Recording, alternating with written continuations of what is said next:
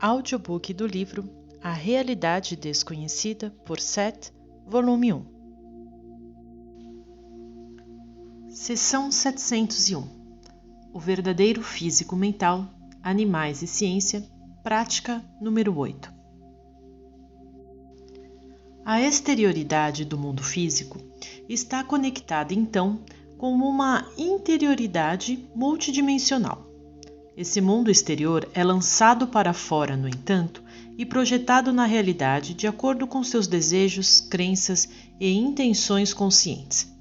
É importante que você se lembre dessa posição da mente consciente enquanto pensa nela. Cada experiência física é única, e embora a energia para ela e a criação dela venham de dentro, a qualidade primitiva, privada e ainda compartilhada dessa experiência não poderia existir da mesma maneira se não fosse tão exteriorizada. A exteriorização tem grande propósito e significado e traz um tipo diferente de expressão. Embora eu possa enfatizar a importância da realidade interior neste livro, de modo algum estou negando a validade e propósito da experiência terrena. Quaisquer exercícios neste livro devem ajudá-lo a enriquecer essa experiência e a entender sua estrutura e natureza. Nenhum dos exercícios deve ser usado para tentar escapar das conotações de sua própria realidade terrena. No entanto, os projetos estão dentro. Teremos mais a dizer muito em breve sobre o nosso cientista assustador. No entanto, há também outras maneiras importantes que podem ser usadas para estudar a natureza da realidade. Uma em particular não envolve o estado de sonho em si. No entanto, inclui a manipulação da consciência. Até certo ponto, inclui identificação com, em vez de separação, com o que está sendo estudado. Embora ligado à sua própria civilização, o homem, Einstein, de quem cheguei mais próximo talvez nesse aspecto, pois ele era capaz de identificar-se naturalmente com várias funções do universo, ele foi capaz de ouvir a voz interior da matéria. Ele foi intuitivo e emocionalmente levado às suas descobertas. Ele se inclinou contra o tempo e o sentiu ceder e oscilar. O verdadeiro físico, mental, será um explorador ousado, não mexendo no universo com pequenas ferramentas, mas permitindo que sua consciência flua para as muitas portas abertas que podem ser encontradas sem nenhum instrumento, mas com a mente. Sua própria consciência, como você pensa sobre isso, como você está familiarizado com ela, pode realmente ajudar a levá-lo a uma compreensão muito maior da natureza simultânea do tempo, se você permitir. Você costuma usar ferramentas, instrumentos e apetrechos, mas eles não sentem o tempo nesses termos. Você faz. Estudar sua própria experiência consciente com o tempo lhe ensinará muito mais. Agora, elemento de prática número 8. Usando sua mente consciente como um limiar, no entanto, você pode descobrir ainda mais. Figurativamente falando, fique onde está. Pense nesse momento de percepção consciente como um caminho. Imagine muitos outros caminhos, todos convergindo novamente. Imagine um deles em sua mente e siga-o. Aceite-o que você experimenta de forma acrítica. Até certo ponto, você está alterando sua consciência. Claro, você não está alterando nada. Você está simplesmente usando-o de uma maneira diferente e focando-a, ainda que brevemente, em outra direção. Este é o mais simples dos exercícios. Suponha que você tenha permanecido em um ponto durante toda a sua vida física e que você teve que fazer isso porque lhe foi dito que deveria fazer. Em tal caso, você só veria o que estava diretamente diante de você. Sua visão periférica pode lhe dar dicas do que havia de cada lado, ou você pode ouvir sons vindos de trás. Objetos, pássaros, por exemplo, podem passar por você e você pode se perguntar sobre seu movimento, significado e origem. Se você de repente virasse uma polegada para a direita ou para a esquerda, você não estaria alterando seu corpo, mas simplesmente mudando sua posição, aumentando sua imagem geral, girando com muito cuidado a partir de sua posição inicial. Então, o pequeno exercício acima é assim. Você está atualmente pouco ciente das dimensões da consciência, a sua própria ou aquelas aparentemente abaixo da sua. O verdadeiro físico é aquele que ousaria se virar dentro de sua própria consciência. Existem estruturas internas dentro da matéria. Estes são redemoinhos de energia. Eles têm mais propósitos do que um. As estruturas são formadas por organizações de consciências ou os Cs. Você tem o conhecimento mais íntimo da natureza de uma célula, por exemplo, ou de um átomo. Eles compõem sua carne. Existe, em certos termos, um contínuo de consciência, do qual sua vida física atual faz parte. Você está em certos tipos de comunicação e comunhão com suas próprias células, e em certos níveis de consciência você sabe disso. Um verdadeiro físico aprenderia a atingir esse nível de consciência à vontade. Havia imagens desenhadas de estruturas celulares muito antes de qualquer método tecnológico de vê-las estar disponível, em seus termos. Existem formas e formações que aparecem quando seus olhos estão fechados, que são réplicas perfeitas de átomos, moléculas e células, mas você não as reconhece como tal. Há também pinturas, chamadas abstratas, produzidas inconscientemente, muitas por amadores, que são excelentes representações de tais organizações internas. Robert, às vezes, foi capaz de lançar sua consciência em pequenos instrumentos físicos, componentes de computador, por exemplo, e percebe sua atividade interna no nível de, digamos, elétrons. Dados o tempo, em seus termos, um conhecimento da estrutura das chamadas partículas poderia ser entendido com a mesma clareza usando tais técnicas. Agora, no entanto, seus termos não corresponderiam. No entanto, seus termos são precisamente o que o aprisiona e o leva aos 5 tipos de perguntas. Só agora você está começando a questionar seus métodos e até mesmo suas perguntas, onde ele próprio seria levado a aventuras com a realidade, em que as próprias perguntas seriam mudadas e então as respostas seriam sentidas. Mas a maioria dos físicos não confia em respostas sentidas.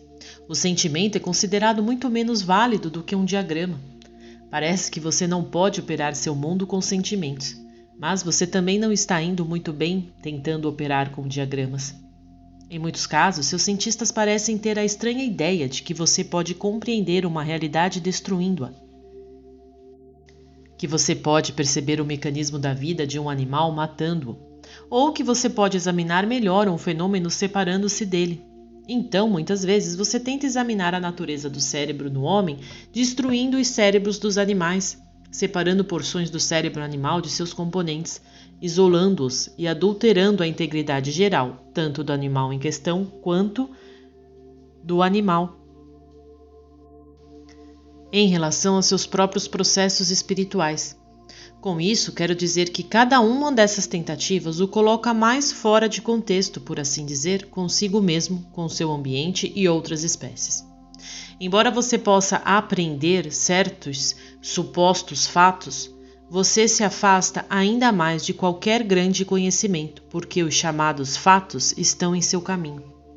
Você ainda não compreende a singularidade da consciência. É absurdo acreditar que você pode aprender algo sobre a consciência destruindo-a. É absurdo acreditar que você pode aprender um pingo sobre a realidade interior da vida quando sua busca o leva a destruí-la.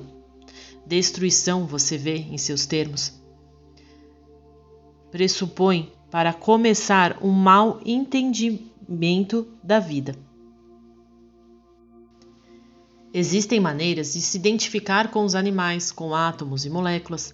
Existem maneiras de aprender com os animais. Existem métodos que podem ser usados para descobrir como diferentes espécies migram, por exemplo, e depois duplicar tecnologicamente tais feitos, se você quiser. Esses métodos não incluem dissecção, pois o que você aprende dessa maneira não poderá usar. De certa forma, você é simplesmente exuberante, como crianças jogando um novo jogo. Você descobrirá que, na melhor das hipóteses, está usando blocos infantis. Alguns de vocês já chegaram a essa conclusão.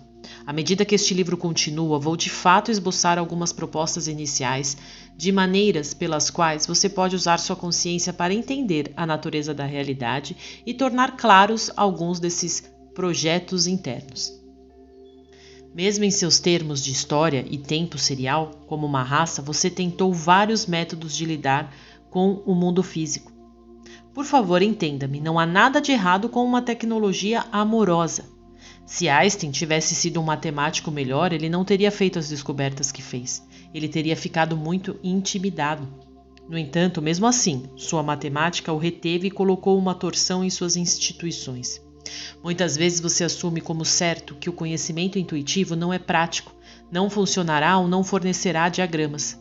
Esses mesmos diagramas dos quais a ciência tanto se orgulha, no entanto, também podem ser barreiras, dando-lhe um conhecimento morto em vez de vivo. Portanto, eles podem ser bastante impraticáveis. Eu admito que estou sendo sorrateiro aqui, mas se você não sentisse a necessidade de matar animais para obter conhecimento, então você também não teria guerras. Você entenderia muito melhor os equilíbrios da natureza. Se você não sentisse nenhuma necessidade de destruir a realidade, nos seus termos, para compreendê-la, então você não precisaria dissecar animais esperando descobrir as razões das doenças humanas. Você teria alcançado um conhecimento vivo há muito tempo, no qual as doenças como tais não ocorreriam. Você teria entendido há muito tempo as conexões entre mente e corpo, sentimentos, saúde e doença. Não estou dizendo que você teria necessariamente um mundo perfeito, mas que estaria lidando mais diretamente com os projetos da realidade. Fim da sessão. Seção 702. Ciência objetiva e uma tecnologia amorosa. Consciência, partículas subatômicas e a rotação de elétrons. Em última análise, seu uso de instrumentos e sua preocupação com eles como ferramentas para estudar a natureza maior da realidade lhe ensinarão uma lição importante. Os instrumentos são úteis apenas para medir o nível de realidade em que eles próprios existem. Eles ajudam você a interpretar o universo em termos horizontais, por assim dizer. Ao estudar as realidades mais profundas dentro e atrás desse universo, os instrumentos não são apenas inúteis, mas enganosos. Não estou sugerindo que seu uso seja fútil, no entanto, apenas apontando as limitações inerentemente envolvidas. A chamada ciência objetiva fornece uma imagem, um modelo, que serviu bem o suficiente à sua maneira, permitindo que você viaje para a Lua, por exemplo, e avance em uma tecnologia que por um tempo você colocou em seu coração. No quadro da ciência objetiva como existe agora, no entanto, mesmo a tecnologia vai se deparar com um muro de pedra, até como meio objetivo. A ciência só é útil por um tempo, porque ela irá constantemente se deparar com realidades internas mais profundas, que são necessariamente deixadas de lado e ignoradas, simplesmente por causa de seu método e atitude. Por exemplo, se esse indivíduo decidiu deixar a carne ou não encontra alegria na vida diária, uma tecnologia amorosa, novamente, sempre acrescentaria ao aprofundamento qualitativo e espiritual da experiência. A ordem interna da existência e a verdadeira ciência andam juntas. O verdadeiro cientista não tem que se identificar com a realidade que escolhe estudar. Ele sabe que só então poderá ousar começar a compreender sua natureza. Existem muitos cientistas não oficiais, verdadeiros a esse respeito, desconhecidos nesta época. Muitos são pessoas bastante comuns em termos exteriores, com outras profissões. No entanto, não é por acaso que descobertas maiores são muitas vezes feitas por amadores, aqueles que são relativamente livres de dogmas oficiais, liberados da pressão para progredir em um determinado campo, aqueles cuja criatividade flui livre e naturalmente nas áreas de sua natureza.